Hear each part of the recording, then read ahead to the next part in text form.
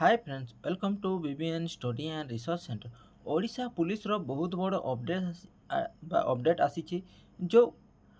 ओडिशा रे नुआ डीजी जो जॉइनिंग कले बा नुआ डीजी जो जॉइनिंग कले तापर तार नेक्स्ट दिन कौन बा गत काली से जाइथिले कहीं पुरी दर्शन रे तो पुरी दर्शन रे जाइथिले एवं सेठी कौन कहले देखंतु पुरी दर्शन जाइथिले सुरक्षा दृष्टि पर सुरक्षा को पूरा तिरखी निखिरे देखिले एवं से गणमाध्यम को प्रतिक्रिया देले कि गणमाध्यम रे पचारे कि सुरक्षा केमती अच्छी तो समस्ते पचारे जड़े गणमाध्यम पचारे प्रेस वाला पचारे कि सार एठी जो सुरक्षा श्रीमंदिर सुरक्षा कौन उपाय करा जीवो तो से कही कि देखंतु राज्य सरकार जो आपण स्पेशल पुरी बाटालियन बा एसएसबी जो क्रिएट करथिले तार रिक्रुटमेंट बहुत शीघ्र हेबो किंतु ताको मेन हला मोर नजर एबे पर्यंत नाही मु पचारी करी तापरे यहाँ करी जदि यह हेछि क्रिएट हेछि तो बहुत शीघ्र नियुक्ति पाइबो तापरे ओसीपी आईआरबी कथा देखंतु ओसीपी आईआरबी 6 वर्ष दीर्घ 6 वर्ष हेलानी बा दीर्घ 6 वर्ष रु ऊर्ध्व हेलानी ओसीपी आईआरबी आसी नाही पुणे डिस्ट्रिक्ट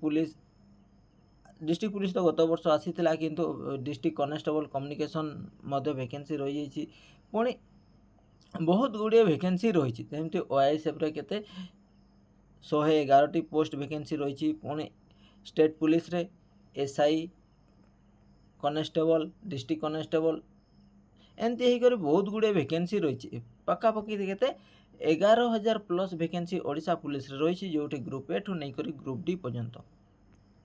तो बहुत पिला भी कहते कि सार ओडिशा पुलिस रे ग्रुप डी आसबनी कि देखंतु गत थर जो आसबार थिला बोर्ड बा कोड ऑफ कंडक्ट लगी जिबा बा इलेक्शन आचरण विधि लगी जिबारु ताहा हे पारलानी किंतु आमे भाबिथिले नुआ सरकार हैला परे आसीबो किंतु नुआ सरकार आसिला परे चैलेंजिंग तांगो पई कोन हैला कि रिक्रुटमेंट प्रोसेस केमती करिवे हेले भी तांगो रिक्रुटमेंट प्रोसेस देखंतु एबे देखंतु जीटी रो जो केस चली थिला ताको विड्रॉ करा हे करी जीटी पई आपनको कोन जॉइनिंग बा काउंसलिंग हो जाइए तापर ओटीईटी एग्जाम एवं चलुची तो देखंतु गोटे आपण कौन रिक्रुटमेंट एजेंसी OSS तो जहाँ करुच्ची आराम से करुच्ची से गोटे पर गोटे तार रिजल्ट डिक्लेयर कर सारी किंतु OSS कौन कर OSS यह कर देखो आपण देले forest guard forester life inspector ए पर्यंत आपण रिजल्ट आसी ना आपण जो आंसर की आसी चलुची किंतु रिजल्ट ए पर्यंत आसी पारन से OSS रो बहुत गुड़ा कंडक्ट करुच्ची किंतु यह किए कर ओडिशा OPRB कर ओडिशा पुलिस बा ओडिशा रिक्रुटमेंट बोर्ड यह कंडक्ट करिवो तो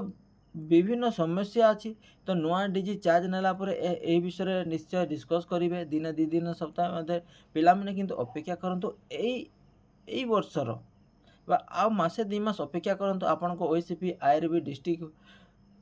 तापर जेते गुड़े ओडिशा पुलिस रे वैकेंसी अच्छी ग्रुप बी ठू नहीं करी ग्रुप डी पर्यंत एसआई मध्य आसीबार संभावना अच्छी तापर देखंतु कि